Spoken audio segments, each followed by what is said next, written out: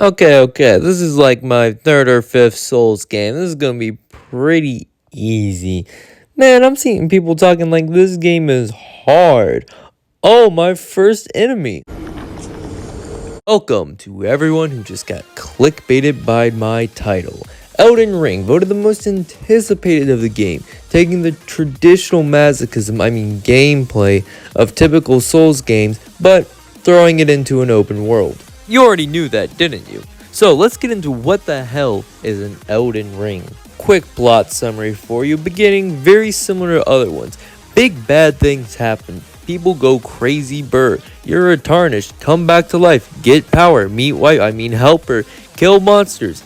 Get the MacGuffin Elden Ring. Kill these specific dudes. Become God. Oh, I know there is an actual story. George R. Martin probably was in his office cooking up fire. A masochist, not an enjoyer of things. So if you want a lore video on Elden Ring, I'll link one in the description. You're really here for the gameplay and the bullshit. Elden Ring is a mix of everything FromSoft has learned and ever done, from Dark Souls to Sekiro to Bloodborne to the old PS1 games they used to make. There are aspects from everything in Elden Ring. Now, last Souls games I played, all the bosses killed me first try. Maybe this time will be different. Man, every time, bro. After again getting intentionally killed by a boss you can't defeat, you awaken in a dark hole and exit to find your open world. Oh, wait, wrong one. Now, don't get tricked. The map may look small at first, but it expands drastically over and over the more you discover. I'm not here to talk about what you already know about Souls games. It's hard. Yes, obviously I lied in the title. The dodging, parrying, hit combat system, you already know that.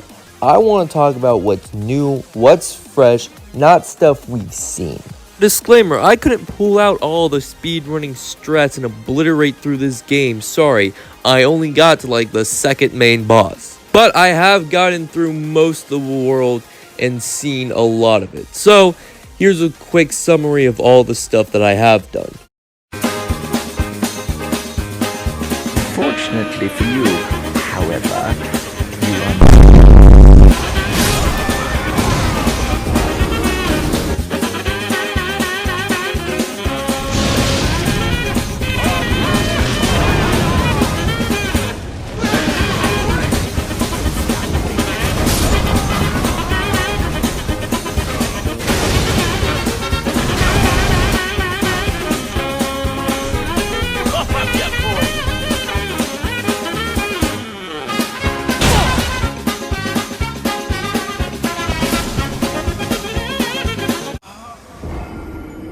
Now yes, normally I do try to beat the games before I review them, but this game is just too long. So if you want a full review of someone who played, 50 to 60 hours of it, you can leave now. What makes Elden Ring stand out so much from other FromSoft games? Crazy thought?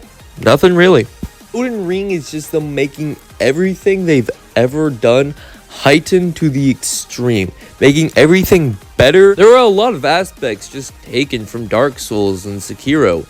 The combat is obviously Dark Souls, stealth has been taken from Sekiro, it's an Art of Wars or Discovery based on what Sekiro did. This is their magnum opus, taking everything they've learned and putting it into one game. Now, the open world is probably the biggest change. No real Dark Souls game or Sekiro ever had an open world. It was all like, you go to this area, you travel around, and then you're done, you go to the next one. And Elden Ring, it's a little bit different. You actually have to explore the open world to find the dungeons. Now, once you find like the castles or the caves, those act as like your traditional Dark Souls areas. Being that this is FromSoft's first time ever working on an open world, a lot of people were concerned. I wasn't personally, I was like, they'll do fine. But don't worry, the open world is filled to the brim with stuff. Enemies that one-shot you in every corner, bosses just eager to kill you on a whim. Like example, in the first area, as soon as you walk out, tree sentinels right there ready to kill you. Dungeons and caves scattered everywhere that give you more sense of exploration, a whole underground area that doubles for the open world up top. So many weapons and spells to find. NPCs scattered everywhere like the nomadic traders that give you great weapons and are great for just stopping by. Mages, sorcerers, all those helping you learn and get better at the game and, get more strong. Alexander the Pot Boy, obviously the best character in the game, and holy shit, motherfucking patches. Player messages are still a thing, bloodstains in PvP, you can help other people invade people. And it's been the same since OG Dark Souls. Oh, this guy says I should jump off a cliff. I should listen. Oh, don't worry, all the enemies can kill you easily.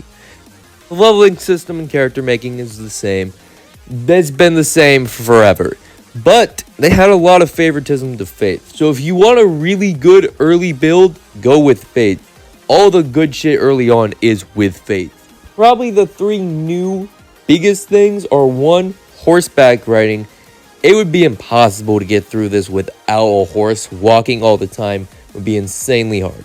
Summons, a new mechanic which is essential, allowing you to summon minions to help in battle, making it a lot easier. They don't normally do a lot of damage, but they're great meat shields. Next, Ashes of Wars. These are like special abilities to your weapons.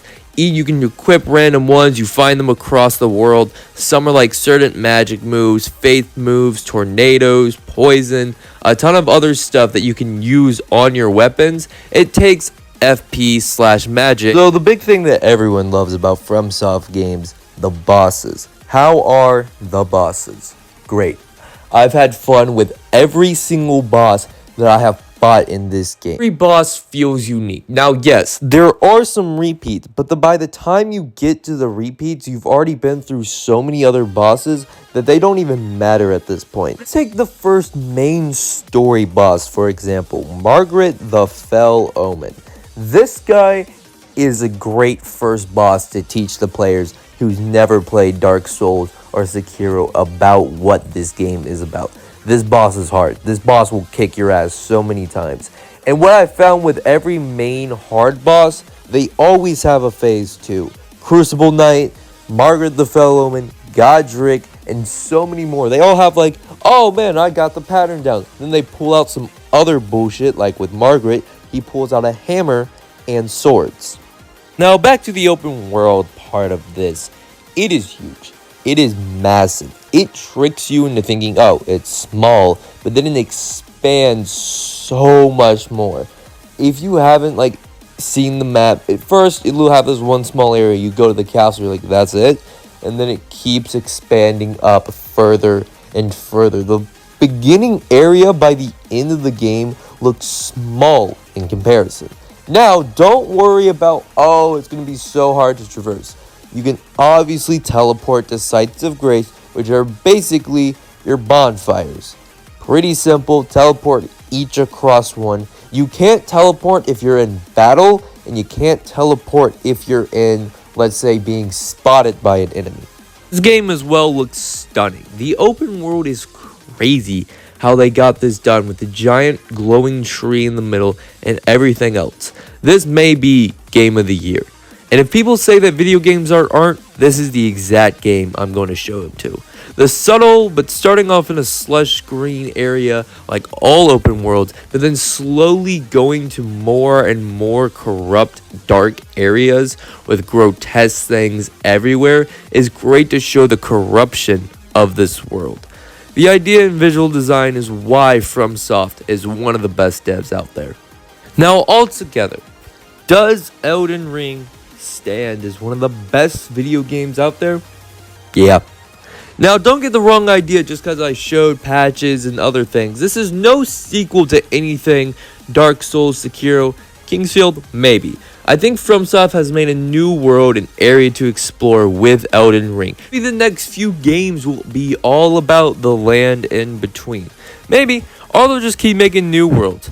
Now, FromSoft has become one of the top developers among people, coming with great ideas and brimming with future that anyone can be excited for. The only problem I really had with this game is that sometimes it really aroused me to throw my controller at the wall. But I signed the user agreement, I knew what I was getting into. Still, I cannot put this game down anytime soon. It was a struggle just to make this video and put it on. This is truly the next gen game. A completionist nightmare, a casualist nightmare, a journey everyone should take. Elden Ring. I would love to give you a 10 out of 10, but for me, you shall be awarded a 9.8 pot boys out of 10. Alright everyone, thanks for watching.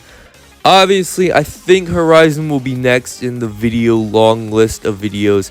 Still haven't beaten that one because, Horizon and Elden Ring literally came out back to back.